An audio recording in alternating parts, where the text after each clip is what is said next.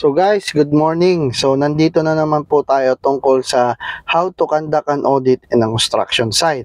So ito po yung pang-5 at pang-6 na key areas na tinitignan during audit. Most likely, ang mga tinitignan po is yung mga fall protection. Ano po ito? Including po ito yung mga scaffolding. Chine-check po nila mabuti kung yung mga scaffolder ba ay may scaffolding erection na training course, yung mga scaffolding supervisor, at saka yung mga scaffolding inspector.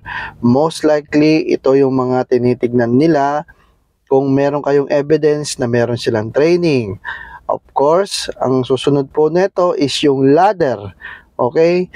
At tinitignan po nila sa ladder kung good condition po ito, walang pintura, walang bend or baluktot na rungs or mga braces. Yan po. At yung susunod po niyan is yung mga fall protection system. Okay, yung mga fall protection system, make sure po ay sila po ay in good condition. Okay, may certificate, may third party certificate na inspect. Okay, kailan ini-inspect ang fall protection? Lalo na yung mga lanyard niya, yung mga hook, yan po ay parang mga lifting accessories po. Chine-check po yan every 6 months. Okay, best practices po yan every 6 months. Tsaka po yung mga tag, okay, para po malaman natin kung tama po ba yung nakalagay sa tag, tsaka yung physical appearance ng fall protection. Okay, yung pang-6 na key areas po is yung mga electrical safety. Okay, tungkol sa electrical. Okay, yung mga wiring, ini-inspect yan.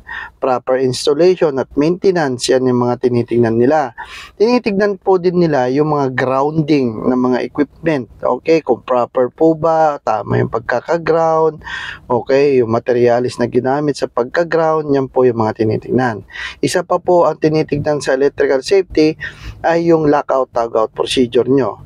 Naka-procedure pa kayo, meron ba kayo in place, yan po yung mga tinitignan ng mga auditor tuwing nag-o-audit po sa site. Okay, yan po.